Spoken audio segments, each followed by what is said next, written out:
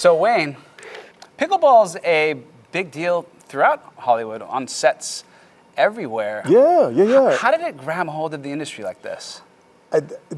I don't know how it really happened, but for my money, I'd say I truly became aware of pickleball in a real way during the pandemic when Jamie Foxx became a fan of it.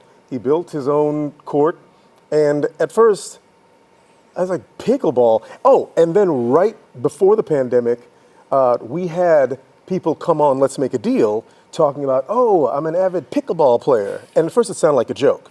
It's like, pickleball, because I'd never heard of it. So it's like, oh,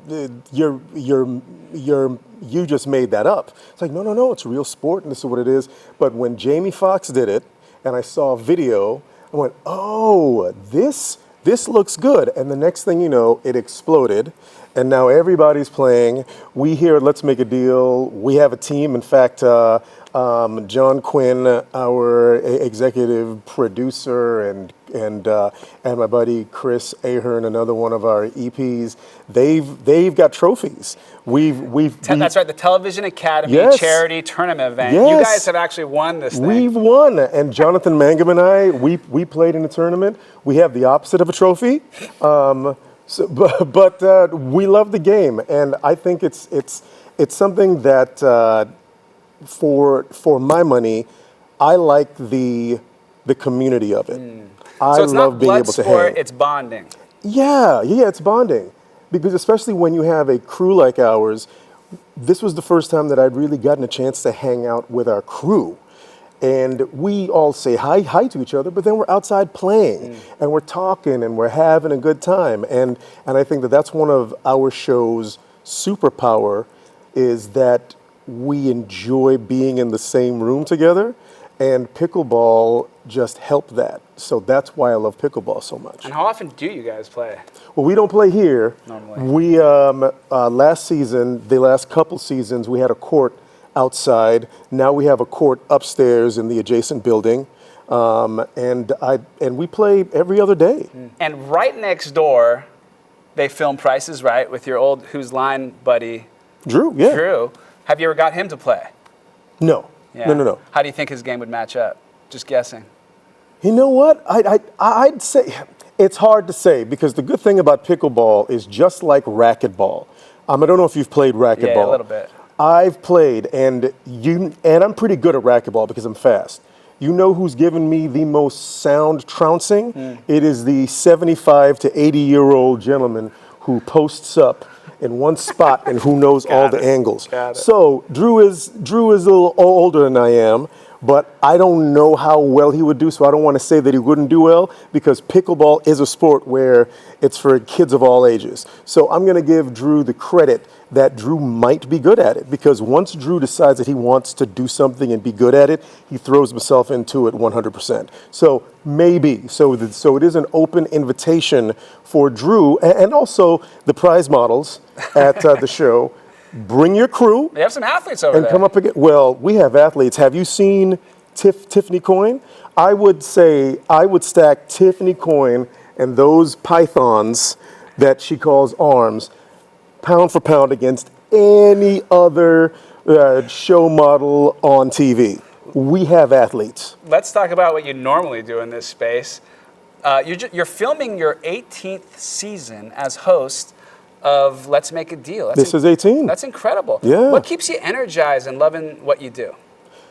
The people, and I hope that doesn't sound like a pageant response.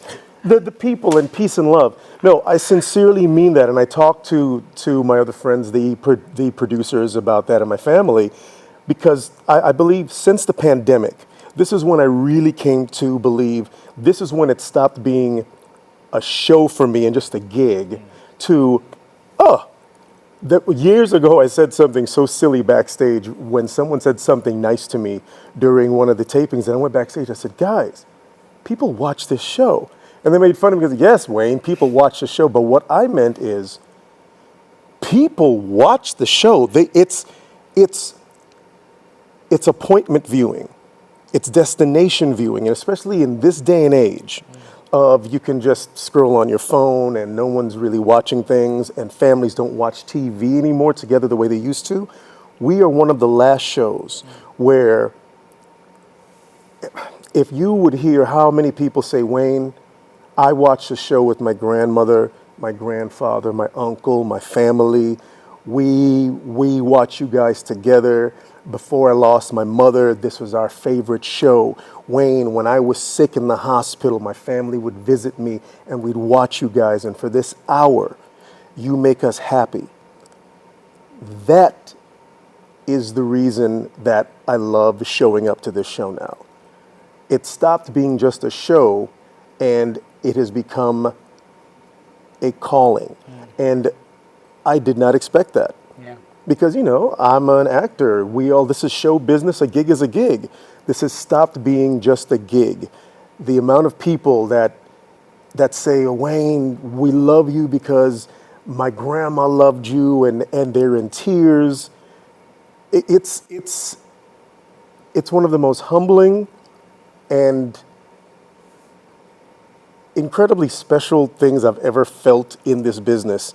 And to know that I've been a part of this machine, this beautiful, heart-touching machine for 18 seasons now, I could have never seen this coming. This isn't what I had in my mind as the thing that would drive me. But it's so beautiful. It's clear that it's more than a gig. And you've had some jobs that we all know, right? Whose Line, a singer, theater. You've done it all. You also have some jobs that maybe people don't know about. So I actually have a little list here. Oh. Can I, hold on. Of course it's on the floor. Take it again. I can't wait. Okay. It's clear that this is more, where was my leg? This one. It's clear that this is more than a gig for you. Now, you've had quite a few jobs, many of which we know. Whose Line, you're a singer, you're a dancer, you've done theater, hosting, obviously. You also had some jobs that maybe people don't know about. So mind if we go through my list, tell me a few words just about each. You know what? Before you put me on blast, they told me that it was just a cafe. I didn't know that there was dancing going on, and I was putting myself through school. There, now you can't embarrass That me. I don't have on my list. KB Toy Store? KB Toy Store, wow. Yeah. I worked at KB Toy Store right after I graduated from high school because I wanted to get the discount on the Nintendo. Lounge singer in Tokyo. Oh yeah, I've been a singer all over the world. Pre-TV, I was a singer in Tokyo at various clubs. I sang on cruise ships. I used to sing in supper clubs here in LA, in Vegas. Wolfman at Universal Studios theme park? I talk about that a lot. I'm a proud theme park baby. I worked at the Universal Studios here in LA. I was Wolfman and Dracula in the Beetlejuice Graveyard Review. I was a break dancer. I was a percussionist.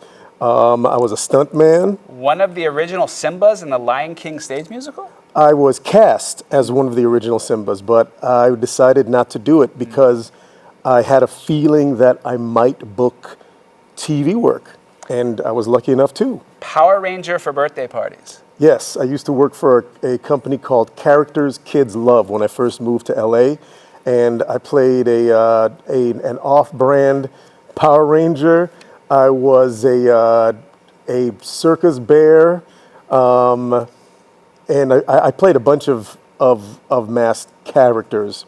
Violinist at a Hungarian pastry shop. That is... I made that one up, but you Yes. didn't blink. I was like, that is something that if that happened, I can't speak about it because the Hungarian Tourism Board would take umbrage with that. So you've done it all. What's one thing you haven't done, whether it's professionally or personally, that you want to do before you hang I them up? die?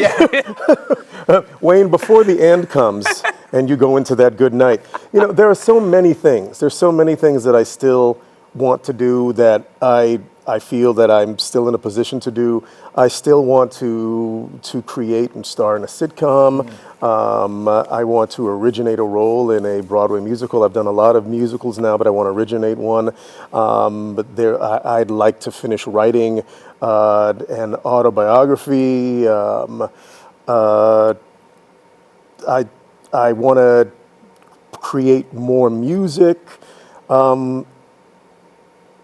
I can't even tell you how many things I want to do. I still feel like a kid. So I think as long as I'm facile and my mind is working and my body is fit, and I think that I'm going to continue to try to do as much as I can. And I want to do it all while doing Let's Make a Deal. You know, I don't even know how long Jeopardy's been on, or what's the, oh my God, I just blanked on Pat Sajak's show. Wheel of Fortune? The Wheel of Fortune, Price is Right. Those have all been on for like 30 years or something? Wheel's 40 plus, Price is 50 plus. So, I mean, as long as the people want to see us, I plan on being here while I do all that.